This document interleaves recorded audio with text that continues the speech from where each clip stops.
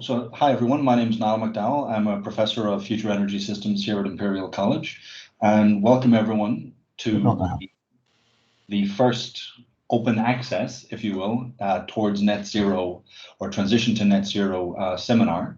So this seminar series at Imperial is actually quite long established. We've been doing them under Jeff Maitland's leadership for quite some time.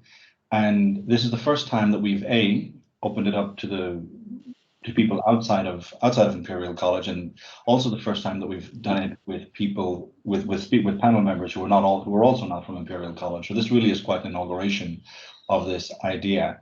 And I think it's fantastic that we've got such an awesome panel lined up with representatives from public sector, private sector, industrial groups, and so on. I think the discussion is going to be really interesting. But also, as I'm looking at the attendee list on the panel here, it's actually fantastic to see how many people are not from Imperial College as well. So I think that we seem to be really reaching a really wide cross section of the community. So I think this is very exciting and fantastic to see. And at that point, I'm going to be quiet and pass back over to Piera to kick things off. Thank you, Piera. Thank you, Naya. Thank you for the introduction. Welcome, everybody. It's a great pleasure to have you all here. So today we've assembled a great lineup of speakers of CCS experts that will discuss a little bit with us about what are the key policy action and the investment priorities that are required for enabling a large-scale CCS. So first of all, I'd like to introduce the panel to you. So as I said, we have, I think, a great lineup of speakers at the moment. So we have Will Lochhead, who is a Deputy Director in the Department for Business, Energy and Industrial Strategy. And he's also currently leading a team that is designing and implementing commercial framework for industrial carbon capture and hydrogen projects. We also have Luke Warren, who is the Chief Executive at the Carbon Capture and Storage Association, and has been working extensively on policy issue and commercialization strategy for CCS. So perhaps if each of the speakers can switch on his camera, so that we can, if you can. Then we have, as I said, Bryony Livesay, who is leading the Industrial Decarbonisation Challenge, who is focusing more on delivering decarbonized industrial clusters for the UK. And then last but not least, we have Karl Smyth. I don't know, I haven't seen if he's joining already, but yeah, perhaps he's joining later, who is the head of policy and government relationship at Drax, and he's also will tell us a little bit more of what he's doing.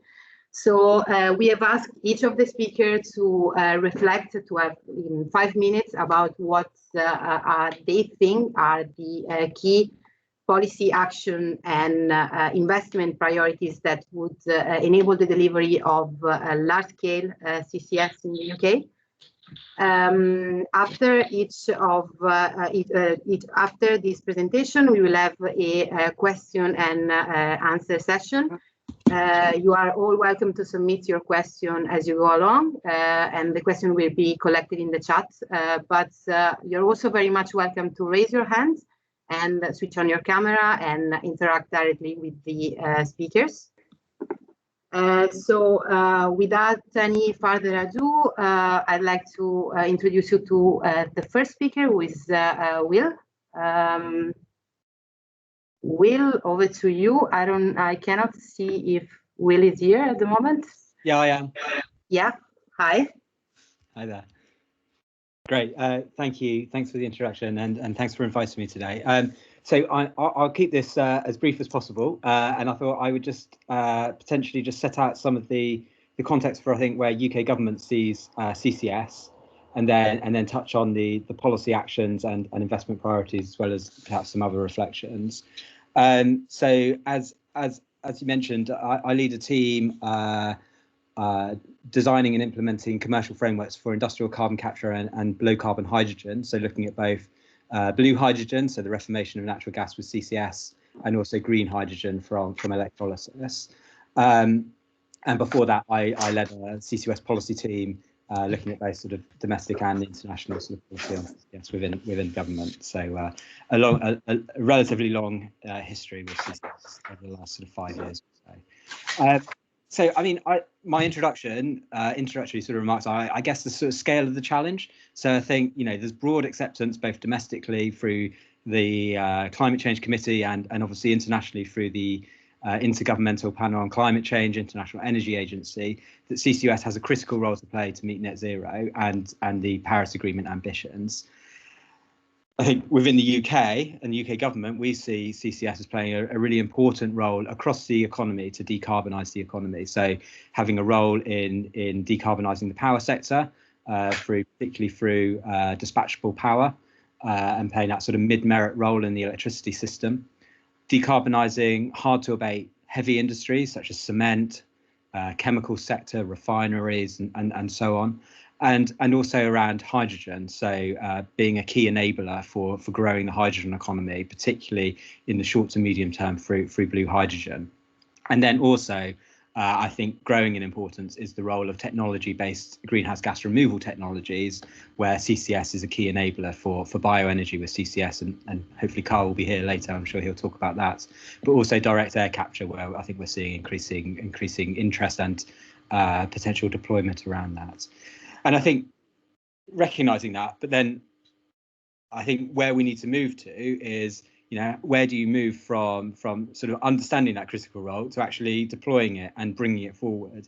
And I think the International Energy Agency has really underlined this recently, where they have said that you need one Northern Lights project, so the project that's being progressed in Norway every week to 2050 to ensure that CCUS plays the role it needs to do to help meet our climate change targets. So I think that underlines the challenge. Within a UK setting, I think, you know, people will be aware there's been a sort of long checkered history of CCS activity in the UK, where UK government has supported it, but ultimately the competitions previously have not progressed for a number of reasons. Over the last couple of years, UK government continues to sort of understand and recognise the important role that CCS has to play, particularly in meeting net zero. And I think that's a critical difference between previous approaches to CCS, in terms of the strategic case for CCS is ever more stronger as you have to achieve net zero. And I guess a good starting point in terms of setting out where UK government ambitions are is the Prime Minister's 10-point plan, which was published in November last year. This was a 10-point plan setting out the steps to meet net zero in the UK. And that set out that CCUS and hydrogen both have a really critical role to play in meeting that. So on CCUS, it set out an ambition to capture and store 10 million tonnes a year by 2030. Deploying CCUS in at least 4 industrial clusters over the 2020s, with an ambition that the first 2 are deployed by the mid-2020s and the second 2 by 2030, and that would be supported by a £1 billion CCS infrastructure fund, as well as continue to implement the commercial frameworks. And then that was followed up and sort of reaffirmed in the Energy White Paper as well, which followed in December. Also, I think it's just worth noting also the ambitions around hydrogen, because I think they do go sort of hand in hand, particularly in the 2020s. In the government set an ambition to deploy 5 gigawatt of low carbon hydrogen by 2030, with an aspiration of 1 gigawatt by 2025. And I think that underlines, I think, you know, where we currently are, you know, very small scale hydrogen low carbon hydrogen, you know, largely electrolyzers.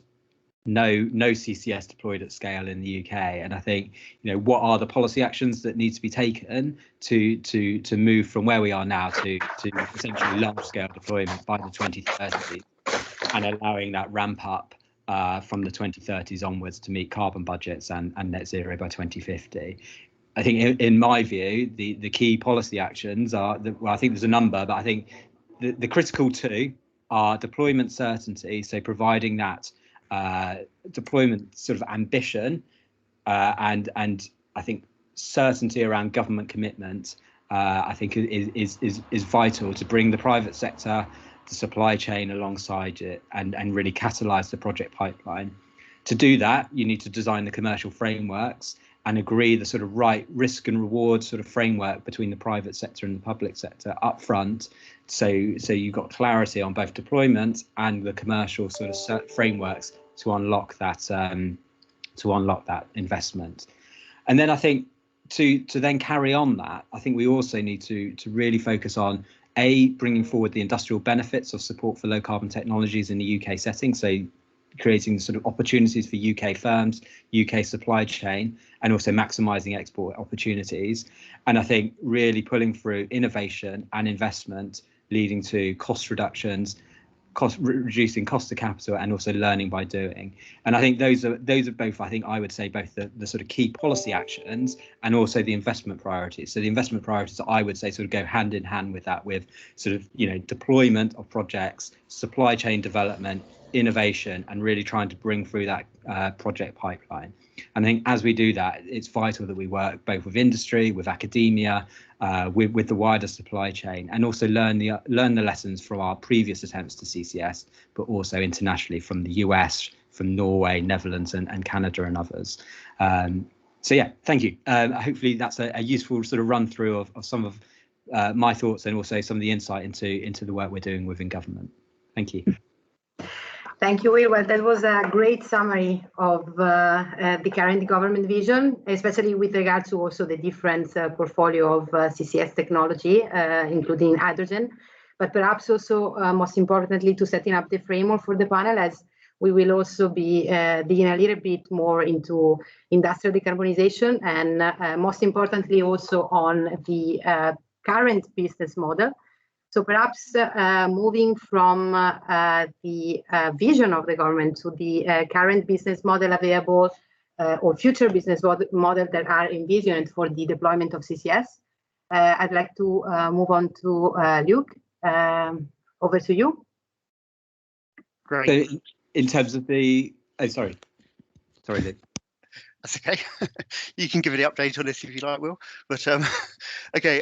So yeah, thank you very much, Chair. My name's Luke Warren. So I work for the Carbon Capture and Storage Association. So we're the trade association representing, you know, many, if not most, of the companies looking to develop large-scale CCUS projects here in the UK. And I think, you know, from our perspective, we've seen a number of very positive developments over the last few months. And I would just like to take a moment before I go into the business models to highlight, I think, the importance and the significance of the government's 10-point plan that came out before Christmas, or back in November. And I think, you know, the clear target there for 10 million tonnes of CO2 being stored annually by 2030, the ambition for 4 clusters operating again by 2030, and 5 gigawatts of hydrogen. I think, you know, they are very positive developments. I think they represent a step change in the government's ambition on CCUS, and actually I think they've been very well received by prospective investors in CCUS in the UK. So I think there is a lot to commend in the 10-point plan in terms of a kind of clear political statement of intent in this space. Now, you know, I would be remiss though not to comment on the Committee on Climate Change's advice that came out under the 6th carbon budget, which came out not too long after the 10-point plan. And I think if you look at their advice on CCUS, what you see there is that the CCC say that we need to have at least 10 million tonnes of CO2 being stored by 2030. And when you actually look at their latest central scenario for how we're going to roll out CCUS in a manner consistent, well, actually the full range of low carbon technologies in a manner consistent with delivering on net zero, what that suggests is that we could need perhaps 20 million tonnes of CO2 being stored annually by 2030. So I think from the CCSA's perspective, I think we should be looking at the 10 million tonne target as really being a kind of minimum for 2030 we should be aiming for, rather than a hard stretch target. So turning now to the business models. So on the 22nd of December, BEIS delivered a number of us quite a substantial amount of Christmas reading, which was much appreciated. And what we saw there was kind of a lot of detail on the business models for CO2 transport and storage infrastructure, flexible power, CFDs, and industrial CCS. And I think from the association's perspective, the headline comment from us really is that we were really very positive about this publication. I mean, firstly, BEIS had committed to release this by the end of the year, and they just about managed to sneak the documents out, but I think that was also kind of very well received in that they have delivered on their timeline there. And actually, I think we were all very positive about the level of detail that's contained in those business models, and I think would agree that good progress has been made.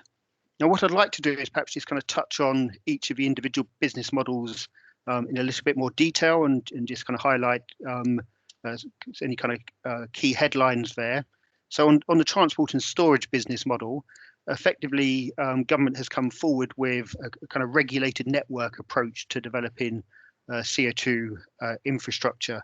And I must say, I'm kind of very struck by what I think is a kind of very bold but very clear vision for how a future CO2 management utility will be structured. And I think there is a lot to like in that document. Now, what I will say, and I'll caveat this with a comment that the devil is in the detail, is that actually I think the approach that has been put forward by BEIS seems certainly to be very robust. And the view of the association is that we do believe that this could work well both for prospective investors in TNS as well as the prospective users, who are kind of clearly also kind of very important in this conversation. Now, there is inevitably a great deal more detail that needs to be provided on the business models, and we're looking forward to working with BEIS on those over the coming months. But I think what we do have here is a really strong basis upon which to take that conversation forward. On flexible power generation, again, what we've seen come out is a very clear, well-matured proposal for how we can incentivize investment in flexible mid-merit plant. I think it's clear that this has very much been designed with a view for how to underpin investment in gas or hydrogen plant. And clearly that's going to play a very important role going forward in the UK energy system as we deliver on net zero.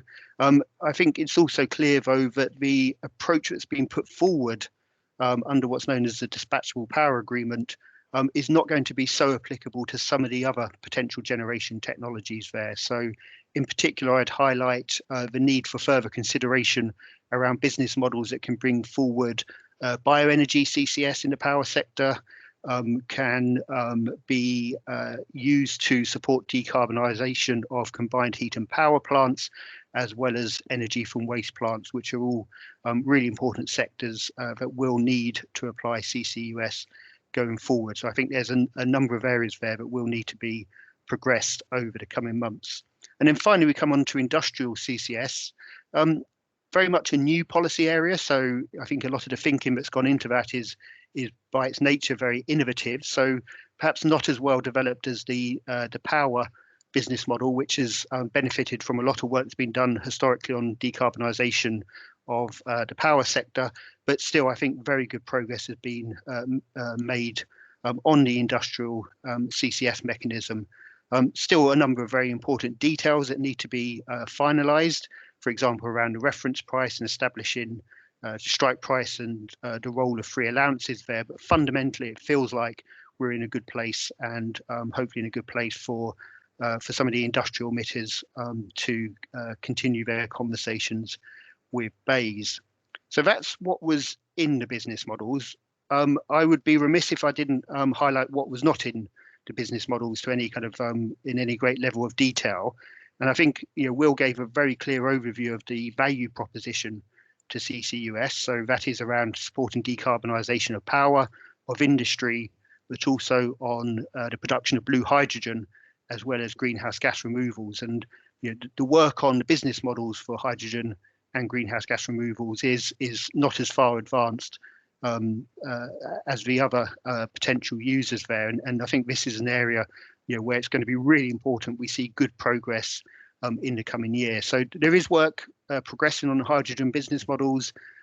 BEIS have set out a timeline by which that will be advanced on a timescale that's consistent with those early projects that need to take investment decisions. So we're very much looking forward to supporting BEIS in delivering against that timeline. But on GGRs, which are an incredibly important part of the story around the value proposition of CCUS to the UK, there is a feeling that we are some way off the pace here. So government currently has a call for evidence open on GGRs, which is also investigating potential policy instruments there. But certainly from an investor's perspective, we're very keen that we start to get much greater clarity on the business models that can be used to support early investment in GGR projects as soon as practicable. So just in summary, our priorities going forward for this year, firstly, very much seeking clarity on how the various clusters are going to be progressed. And if we want to have 10 million tonnes of CO2 being stored annually by 2030, then it's absolutely critical that we secure investment in all of the key clusters and that they continue to be progressed over the coming years. We also need to, obviously, as part of that, to see progress on the business models. So we're really looking for further detail to be provided on many of those key terms. And there's certainly very strong appetite from the projects to start to engage in some bilateral conversations with BEIS around how these business models can be applied to specific projects. And then just my final comment, just to reiterate the point that we do see a need for rapid progress on the business models for hydrogen and GGRs. And I'll just wrap up my comments there. Well, thank you very much. That was a very comprehensive overview of the business model that the government is setting up. Well, first of all, I think we already understood from both of you the challenge and the scale that is actually required in order to reach any of the emission targets that the government has set. And we've also heard that there are actually now some guidelines on the business model, especially for transport and storage and flexible power operation. Perhaps, as you said, more work needs to be done in the field of BECCS. BECCS both related to CHP, so cogeneration and waste. And also, it seems like we are still at the development stage with regard to the business case for industrial cluster, which brings me to the next speaker, who is Bryony. She's an expert on the industrial decarbonization challenge and on what is required to delivering decarbonized industrial cluster in the UK. So over to you, Bryony. Thanks very much, and thank you again for the invitation to speak, which I really appreciate. So I'm leading the Industrial Decarbonisation Challenge, which is basically £170 million of public money, plus industry support, which takes the overall programme to around 400 million. So it's a major investment in kick-starting the decarbonisation of industry in the UK.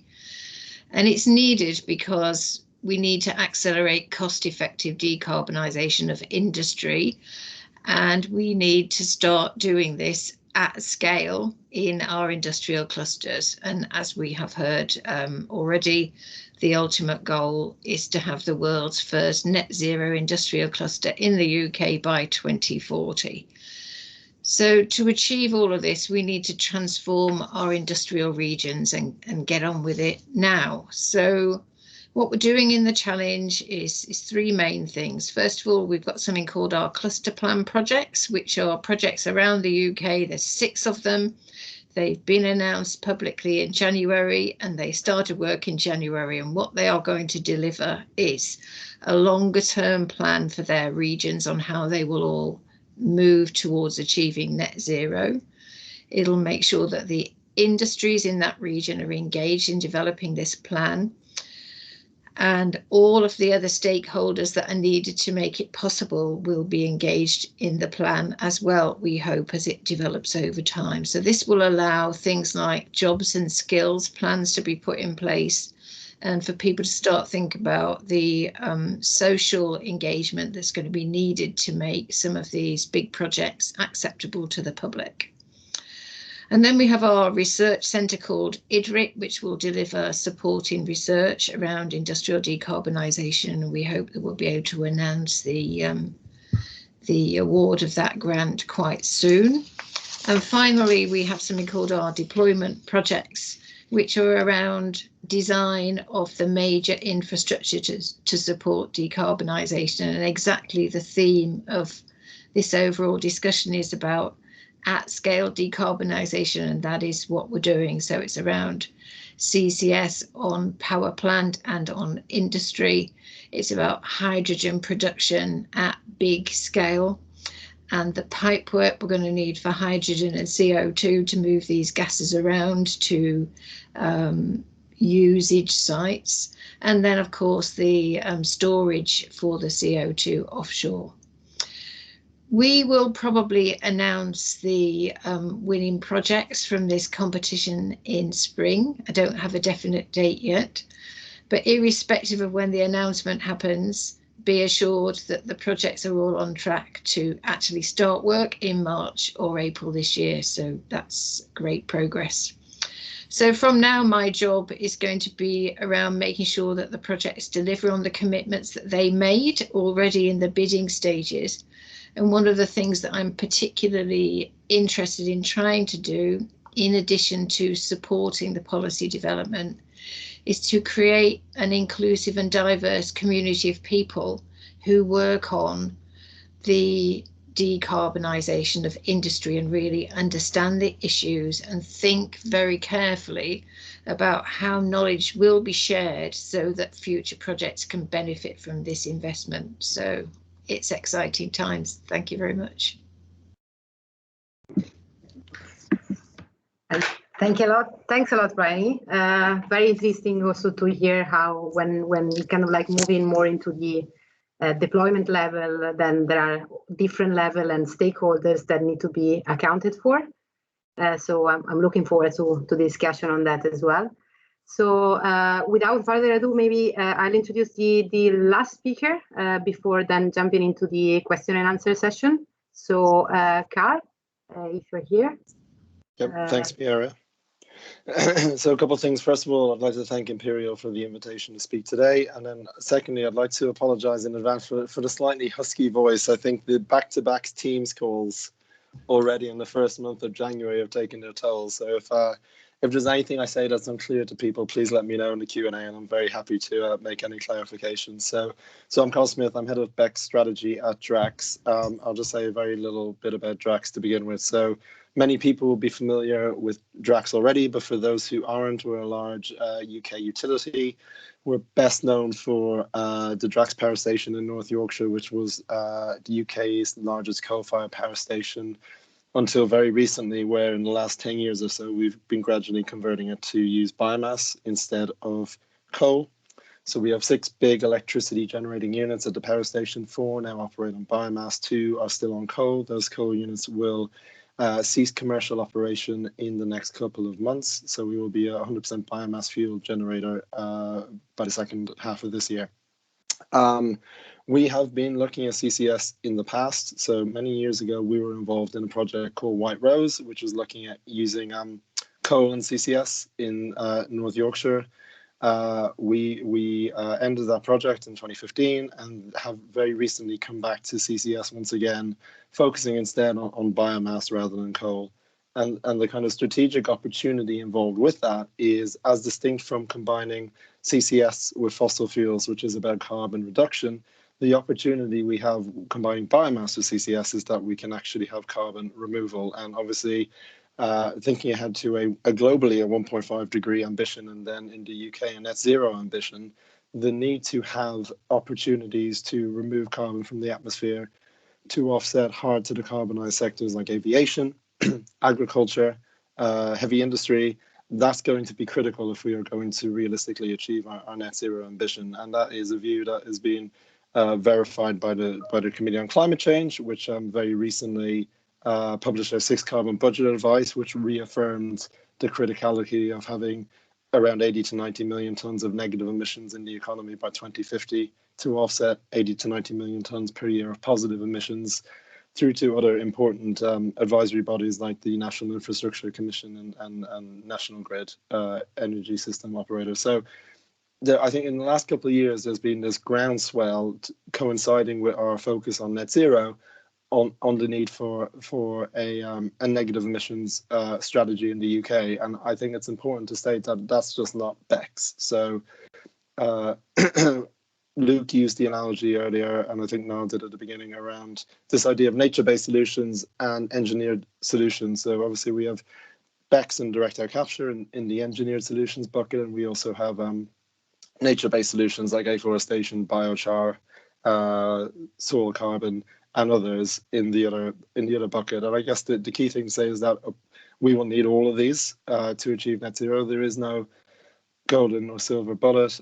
We will need to progress all of these options going forward, and that's why we are very interested in progressing our project specifically, because it would be the first large-scale commercial scale BECCS project in the world. So where we are in our process is we have started a couple of pilot plants in the last couple of years at our power station to test different solvents that we could use for the CCS process. We intend to take one of those into FEED later this year, into next year, with a view to committing a financial investment decision in 2024 to have the first unit operational in 2027. So as Luke alluded to, the business model aspect of that is crucial. So as people will probably imagine, there is no existing framework or incentive mechanism to pay people to remove CO2 from the atmosphere in the UK currently. So the discussions we've been having with Will and his colleagues in the department for the last 18 months to 2 years is around what shape a investment framework for a BECCS project and for negative emissions more broadly could take. And again, I think this point about it's not just about BECCS but other solutions is quite important as well, because we may take the view as we progress this concept further that actually bespoke interventions rather than a one-size-fits-all approach to all different negative emissions technologies is the right approach. And I think that's certainly our view. In the short term, we should be focusing on bespoke interventions that enables all these different technologies, which have different technology readiness levels, have different characteristics in terms of permanence of storage. I think having a one-size-fits-all approach to support all of those on the face of it seems a bit challenging on day one. So we would prefer to see a more targeted approach to interventions as we go out to the late 2020s into 2030s. And I think the critical point is we need to be progressing all of these so that we're best placed to be able to take a view when we do get to the 2030s. What are the best solutions for the UK and which are the ones that makes most sense to progress and to scale up? And if we can do that earlier rather than later, that gives us the best opportunity to do that in a way that is a sustainable scale up and also in a way that minimizes the cost to society, however that is born, whether it's through direct payments to negative emissions producers, whether it's through some sort of obligated scheme for fossil fuel suppliers or generators to pay for those negative emissions. I think obviously all those details are to be worked through, and that is what we're talking to BEIS and HM Treasury and others about. But I think the critical thing is we need to get moving. We need to see what the options are. We need to understand the options and the technologies better, and then we will be able to make a informed decision as to what is the best way to move forward. So just to conclude, in terms of our outlook for 2021, we think that keeping pace business models with hydrogen, as Luke said, and with power CCS and transport and storage, making sure that the negative emissions piece stays in pace with those is critical, because ultimately that will then enable developers such as us to have the confidence to actually move forward with our projects at a commercial scale. So that's a few words from me. I'm very happy to take any questions in the Q&A. Thanks a lot, Karl, and thank you also for bringing your view, which is again very complementary to the discussion, especially with regard to the incentive also for removal, which is a very, very important instrument which is needed for the deployment of nature-based CCS solutions. So again, as you remarked, I think it's true that there are no one-size-fits-all solution. And also Bryony also just mentioned the fact that, yeah, perhaps from the nature-based solution side, you might need carbon removal credit, but at the other hand, from the industrial point of view, it's also important to talk about jobs and socio-economic impacts of the decarbonization. Perhaps before moving to the questions that are starting to raise into the chat, I'd like to ask you perhaps more to, this question is more directed to Luke and Will. It's a more of a provoking question. So my question is more that, you know, we have been hearing since a decade about CCS and the importance of deploying CCS. And my question is simply, what do you think is different this time? And why we should all get excited about the potential CCS deployment at large scale in the UK. So over to you.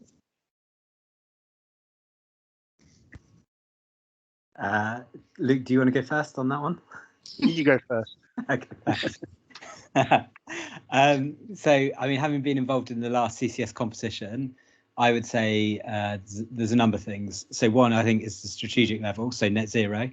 I would say, you know, one of the contributing factors to cancelling the 2015 the last CCS competition in 2015 was potentially the strategic case and when did you need CCS.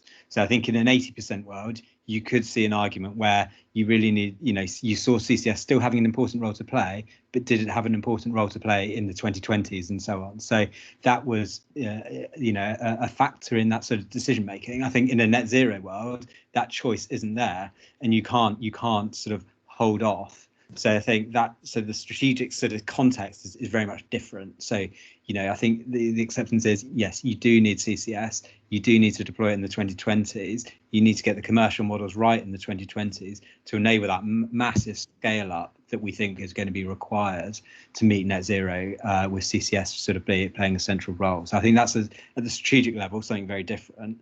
I think at the commercial level, also, I think previous attempts to do CCS were very much point to point, is how I'd call it. So a single capture project linking in TNS network, oversized, and into a storage facility. And I think while that, you know, I think there were, yeah, I can totally understand why, you know, why we went down that route and why previous competitions have been focused on that. They've also previously been focused only on power, and so the intention was you bring power and then and other things will follow. I think again since then we and working really closely with industry through the Cost Challenge Task Force, CCS Advisory Group, and other fora. You know, I think what's different again is we're looking at basing CCS in industrial clusters, bringing together different emitters, be it on the industrial side, so chemicals, refineries, hydrogen, blue hydrogen projects, power, as well as, you know, potentially, you know, greenhouse gas removal technologies that Karl talked about as well. And I think again that's a very sort of different strategic proposition and commercial proposition where you're bringing together multiple emitters to come online, you know, earlier. So you provide economies of scale. And also, I think you ground it in industrial clusters and industrial regions where you're really making the case for bringing through those sort of wider industrial benefits. So you're maintaining you're decarbonising the UK's industrial base, bringing through new investment, protecting and existing high valued jobs in industrial areas and so on. So I think that for me, those two are the critical sort of differences going forward, really. Great. I'd be happy just to come in and actually perhaps I should have gone first. Luke, sorry, may I ask you to just be quite brief, because we are having a lot of questions from the chat, and I'd like also to have a chance to discuss this as well. I was only going to agree with Will, so I'll just perhaps we can then go to the next question. Okay, so no, I mean, we have quite some nice question from the audience as well. Well, one which I think is quite relevant here is, again, talking about the confidence, about the timing of this. So especially talking about the industrial decarbonization challenge. So Bryony, are you confident that this business model will actually be in place and accepted in time for the massive decarbonization that is actually required, first of all, and secondly, another, again, on the industrial decarbonization side, another important question is also on social acceptability. So you've talked about the importance of also interacting with stakeholder and social community. Do you think that this is actually what has been done is enough? And what do you suggest in terms of increasing the social acceptability also of these projects? Gosh, right. So I guess that as far as the business model timeliness is concerned, I've got confidence Will's going to sort this out for us. But I suppose the most important people to have confidence are the industries who are building these projects. And, you know, in our industrial decarbonisation challenge, although we do have a large amount of public money, it's really important to emphasise that most of the money is coming from industry, and they do not start these big engineering studies off if they don't really have confidence that they're going to move into the construction phase in a reasonable amount of time after doing the engineering, because otherwise it goes out of date. So I think, you know, all I could do is reflect the fact that they've had the confidence to join the project, to bid for this funding, and are now starting the projects in spring this year. So I think that is a really good sign that industry believes that the business models will become available in a time that's helpful. On the social acceptability, obviously achieving social acceptability is a massive undertaking. We know that at the present time, we're kind of relying on the fact that these projects are in industrial regions and people will want to keep jobs. But that isn't going to be the case forever, and we know the public will have a view, and I see it as a massively complicated exercise to actually try to understand what factors the public really care about. So we are going to be looking at those questions through the research centre that we're setting up. There is a big element of social research going on in there. And then we'll try to work with the projects to help them to engage with the public in a way which might be more effective. It's going to take a lot of time, and I know it's difficult, but I don't think we can rely on people having the kind of glib, you know, we should all move to solar panels kind of response that they have now. Because I think the scale of the challenge is not really understood by enough people for them to yet be willing to pay higher prices for projects and all the other sorts of things that will be coming along. So we'll do our bit to help with that, but it is a massive challenge. Well, I agree. Thanks a lot, Bryony. So perhaps just to hear also Karl thoughts on this. I think there were some questions popping up with regard to the cost feasibility of BECCS, and when do you think actually the biopower with CCS could be actually competitive with other renewable or low carbon sources? And yeah, of course. How do you think then CDR or any kind of like incentive for removal would be then useful for that? Yeah, well, I would encourage, first of all, everyone to read. So Microsoft, as some people may saw, announced that they had procured 1.3 million tons of carbon removal this year, which is the first time they've done that as part of an open procurement process involving removal suppliers anywhere in the world. So they published the results of that yesterday, and it was about 1.3 million tons of removal, of which the average price was about $20 a ton, because that was mainly driven, it was heavily weighted towards afforestation and forestry-based solutions, and obviously engineered removals cannot compete against that price. But obviously at some point, if we just focus on the UK, obviously there is a limit to what we can do in afforestation. So inevitably we will also need to have alternative solutions as well, which goes back to your question about when is it an appropriate time to do that, and when does it feel like it's more cost competitive. I think we have publicly stated previously that I think we feel somewhat comfortable that our BECCS project can be cost competitive at around about £100 a ton, depending on what is assumed goes into that number. And if you look at the UK government's projections as to where they think the societal cost of carbon will be, if you look at by the time we reach the end of the 2020s to 2030, the societal cost of carbon is going to be in and around £100 a tonne then. So we think ultimately, if we were in a position to be able to enter into some long-term contractual arrangement with the UK government at a fixed price in and around that value, assuming the value of carbon does continue to go up, actually at some point, like any sort of classic CFD contract, the value of that contract with us at a fixed price over several years will actually become increasingly value for money, because it will look increasingly cost competitive against other technologies. I think, as Will was saying, in a kind of net zero world rather than 80% world,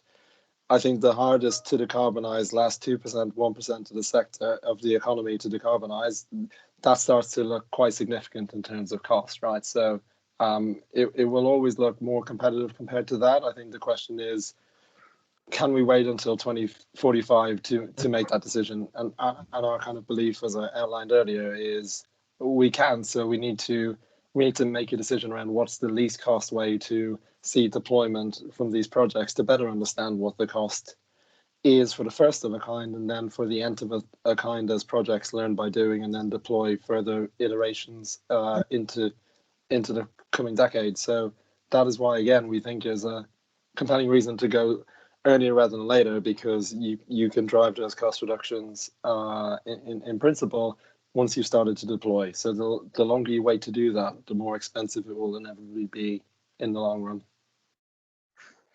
Well, thanks a lot. Well, Karl, since you're here, I think we also have a question more on the, from the scientific point of view, from Martin Trasler, who is asking if any of the CO2 capture test data are available.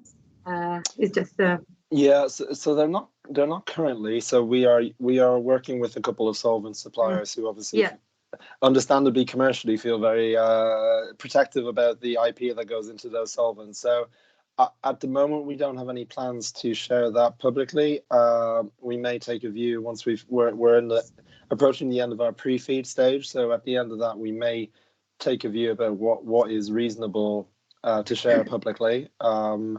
However, I would say on a general principle of knowledge sharing, I guess what I would say is, in the last couple of years, we have also, our baseline focus for the project, for the power station, is to do storage, but we also do some utilization as well. And we've been partnering with a couple of different companies, such as Deep Branch Biotechnology, to look at different ways that our biogenic CO2 could be mobilized for utilization. So if anyone has any interesting utilization projects that they would like to source some real live CO2 from in a real world setting to test, there's an open invitation from us to talk to interested parties around that, and then see if it's a realistic, practical application at our power station. But we are, in terms of enabling actions we're trying to do to help other companies get up the curve, I think that's probably a more realistic ask than sharing the details of the solvent trials, which is probably premature at this stage, I think. Yeah, well, thanks a lot. Well, we're looking forward to that, of course. Well, I mean, you just brought up the utilization. So I think, yeah, this is another question that we got from the chat, and it's an important point. So perhaps, Duke, this question is more for you, since you're talking about business models. So actually, CO2 utilization hasn't been mentioned that much. It seems like the focus is more on CCS at plant level, the transport and storage of CO2.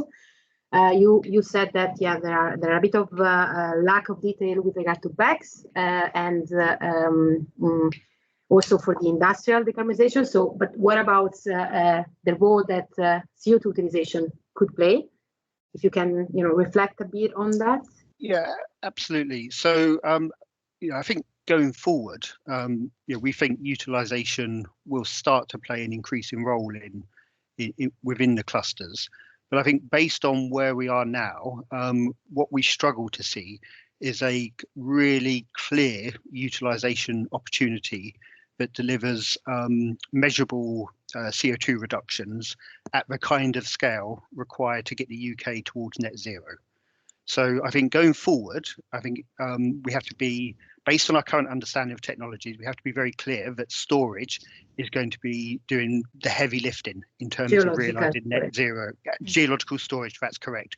But that's not to say, as Karl was just commenting, that we shouldn't be looking to bring forward utilisation projects. And actually, you'll see within the business models that they have been designed in a way in which CO2 can be taken out of this network and also used in utilisation opportunities. So I think going forward, the model will be regional CO2 infrastructure, capturing CO2 from multiple sources, with the majority of that going to storage.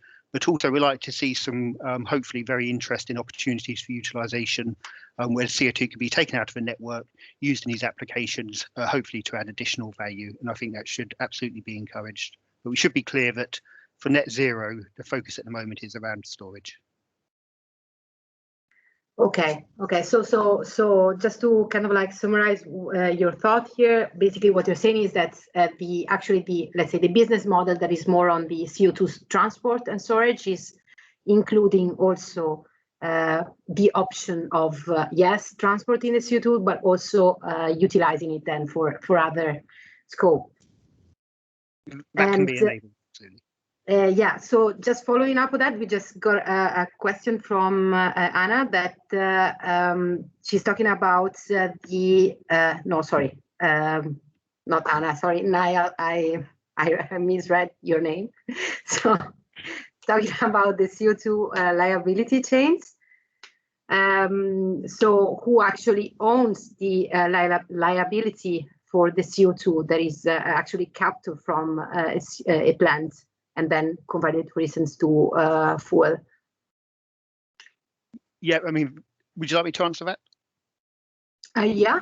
I mean, very happy to answer whoever wants to have a view on that, of course. I mean, I think what Niall's touching on here is kind of one of the fundamental challenges with a number of the utilisation technologies, which is that in many ways, often what happens is the CO2 is being utilised in a process and then is being emitted to the atmosphere.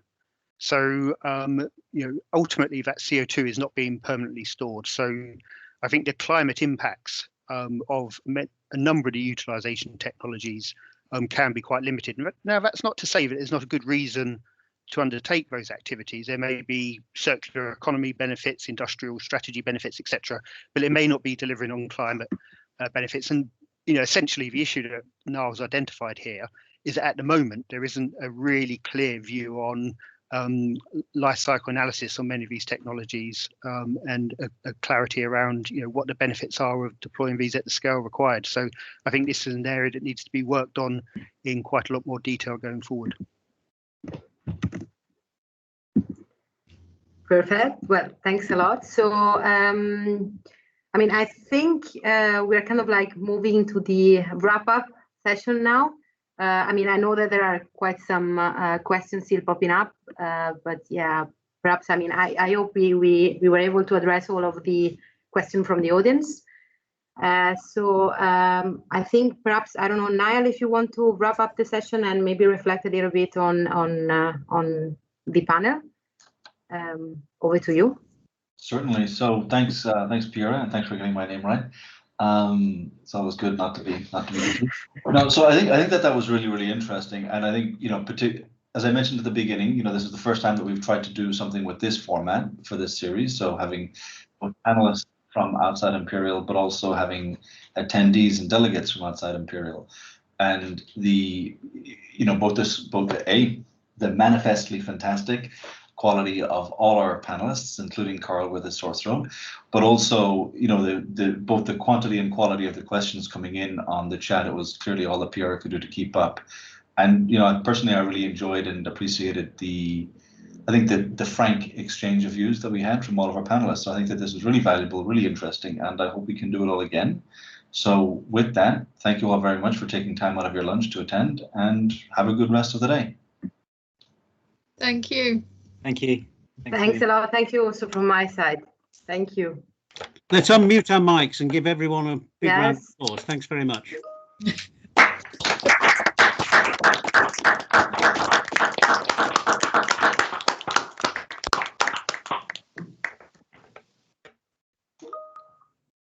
Thank you, everyone. Goodbye. Great. Thank you. Bye.